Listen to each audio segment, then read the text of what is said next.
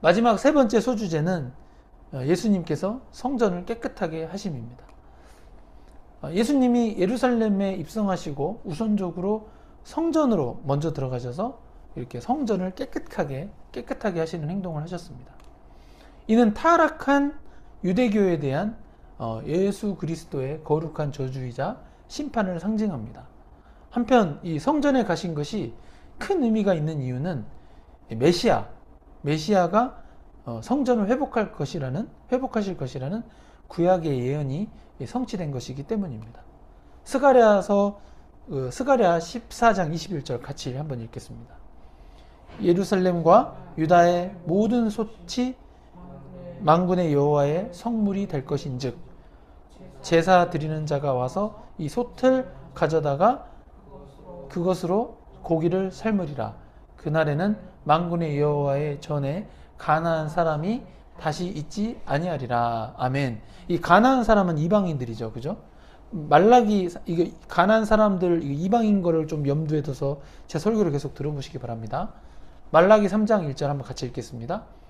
만군의 여호와가 이르노라 보라 내가 내 사자를 보내리니 그가 내 앞에서 길을 준비할 것이요 또 너희가 구하는 바 주가 갑자기 그의 성전에 임하시리니 곧 너희가 사모하는 바 언약의 사자가 임하실 것이라.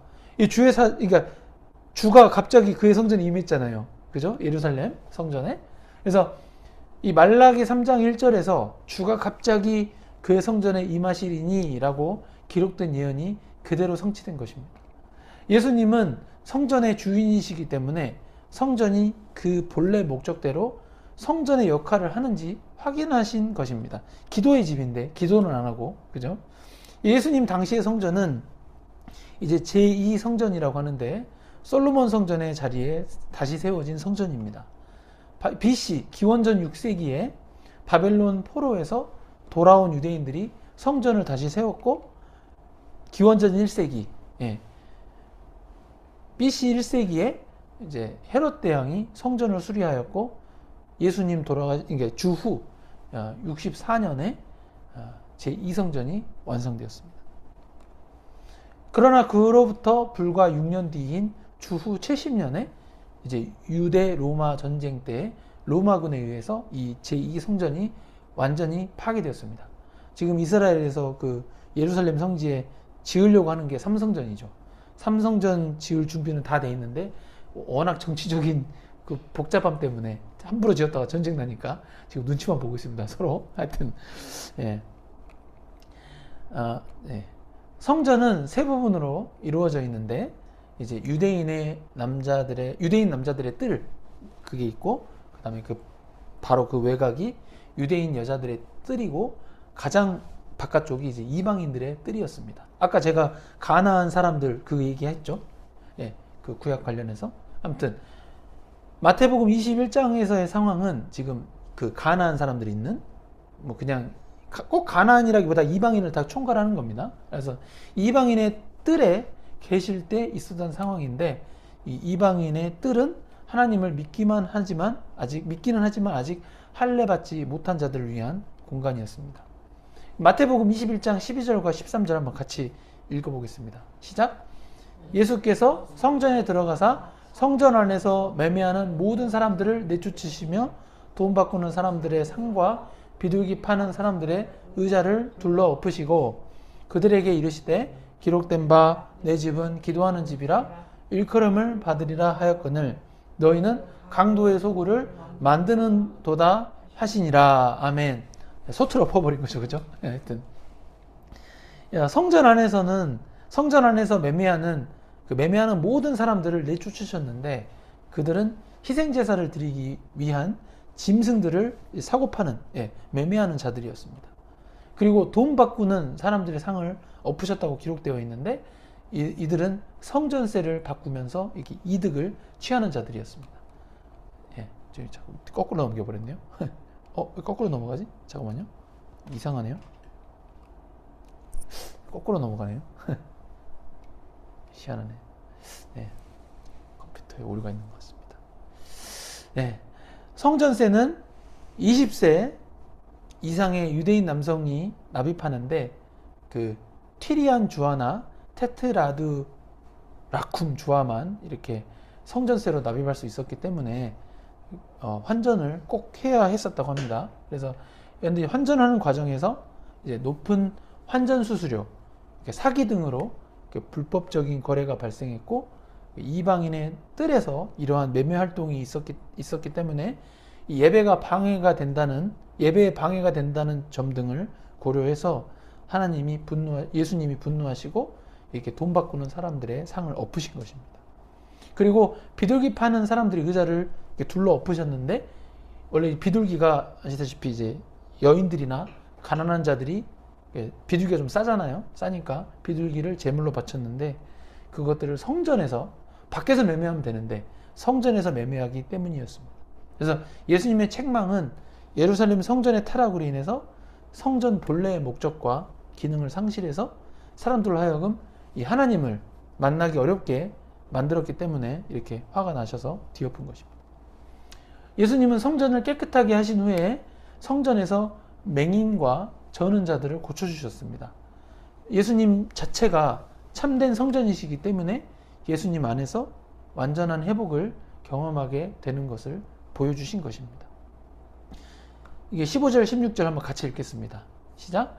대제사장들과 서기관들이 예수께서 하시는 이상한 일과 또 성전에서 소리질러 호산나 다윗의 자손이여 하는 어린이들을 보고 노하여 예수께서 말하되 그들이 하는 말을 듣느냐? 예수께서 이르시되 그렇다. 어린 아기와 젖먹이들의 입에서 나오는 찬미를 온전하게 하셨나이다 함을 너희가 읽어본 일이 없느냐 하시고. 아멘.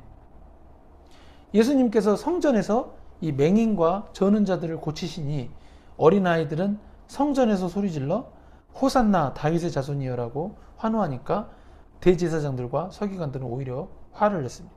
거꾸로 화를 내요. 종교 지도자들이었음에도 불구하고 이 성전의 기능과 본래 목적을 달성하지 못하고 있음에 화를 내야 하는데 오히려 예수님께 적반하장식으로 화를 낸 것입니다. 대제사장들과 서기관들이 예수님께 그들이 하는 말을 듣느냐라고 따지니까 예수님은 시편 8편 2절을 인용하시면서 어린아이들의 찬미를 인정하시고 그 찬미를 받으십니다. 시편 8편 2절 한번 같이 읽겠습니다. 주의 대적으로 말미암아 어린아이들과 젖먹이들의 입으로 권능을 세우시며 이는 원수들과 보복자들을 잠잠하게 하려 하심이니이다. 아멘. 예수님은 마태복음 11장 25절에서 천지의 주제이신 아버지여 이것을 지혜롭고 슬기 있는 자들에게는 숨기시고 어린아이들에게는 나타내심을 감사하나이다 라고 이렇게 말씀하시면서 마태복음 11장 26절에서 올소이다 이렇게 된 것이 하나님 아버지, 그러니까 아버지의 뜻이니다 라고 하셨습니다. 마태복음 21장 17절 한번 같이 읽겠습니다. 그들을 떠나 성 밖으로 베다니에 가서 거기서 유하시니라. 아멘. 베다니는 예루살렘에서 동쪽으로 3.2km 떨어진 곳에 있다고 하는데 유월절 순례자들이 너무 많이 몰려들어서 성 안에서는 숙소를 구하기 어려웠기 때문에 이게 성전에 계시지 못하고 베다니로 가신 것입니다. 예수님께서 성전을 깨끗게 하신 이유는 유대인들이 성전의 본래 목적과 기능을 매매하는 곳으로 왜곡시켰기 때문입니다. 갑자기 이거 듣다가 갑자기 생각이 드는데 제가 예전에 대형교회를 갔는데 대형교회 예배 끝나고 예배 광고 시간에 버젓이 그 매매 활동과 관련된 광고를 하시더라고요. 그래서 사실 저는 그때 은혜가 안 됐는데 그때는 신학을 하기 전이어서 그냥 좀 이상하다 이렇게 생각했는데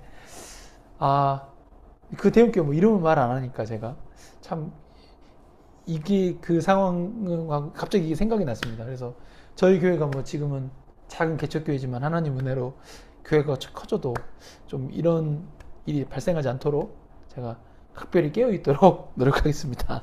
갑자기 생각이 나네요. 성령님이 생각나게 하시는 것 같습니다. 아무튼 그 성전은 제2성전은 그 기원전 70년에 그 로마군에 의해서 폐허가 되었지만 새롭고 참된 성전 그 자체이신 예수님이 십자가에서 사망하신 후에 이게 3일 만에 부활하심으로 본인 예수님 부활하셨죠?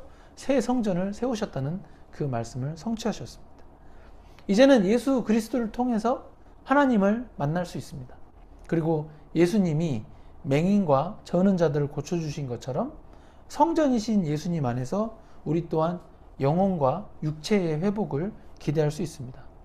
그래서 우리는 주님 안에 거하도록 노력해야 하는데, 주님 안에 거한다는 것은 말씀이 육신 되신 분이 주님이니까 우리가 이 성경 말씀 안에 매일 거하려고 노력하면 됩니다. 한편 대제사장들과 서기관들은 당시 종교 지도자들이었음에도 불구하고 예수님께서 성전을 깨끗게 하시는 행동의 의미가 무엇인지 전혀 깨닫지 못합니다. 그들의 마음이 강팍한 것이기 때문인데, 이 강팍함은 성경 말씀보다는 유대인들이 만든 종교적 전통을 고수하는 과정에서 그렇게 된 것입니다. 우리도 습관적으로 교회를 다니다 보면은 장로교의 전통, 감리교의 전통, 침례교의 전통, 이런 하여튼 교회의 전통들, 인간들이 만들어내는 전통들도 있을 수 있어요. 그들처럼 될 수 있는 거죠. 성경 말씀을 통해서 우리가 예수님을 실제로 체험하는 삶을 추구하고 있는지, 우리가 그 말씀을 체험하는 그거에 더 우선순위를 두는 우리 각자의 신앙을 돌아보면서 살아야 하겠습니다. 아멘. 맺은 말입니다. 그 나귀 새끼를 타고 예루살렘을 입성하신 사건 그 자체만으로도 구약의 예언을 성취하신 것인데, 성지 예루살렘에서 첫 번째로 하신 사역은 타락한 성전을 깨끗게 하신 것이었습니다. 그리고 예루살렘에 입성하시기 직전에도 맹인과 저는 자들을 고치셨지만, 예루살렘 성전에서도 병든 자를 치유하시는 사역은 동일하게 행하시면서 구약에서 예언된 이 메시아 사역이 유대인들 앞에 이렇게 증거되었습니다. 맹인들을 고치시고 귀 못 듣는 자들을 듣게 하신 것. 그럼에도 불구하고 종교 지도자들은 예수님을 메시아로 여기지 않았습니다.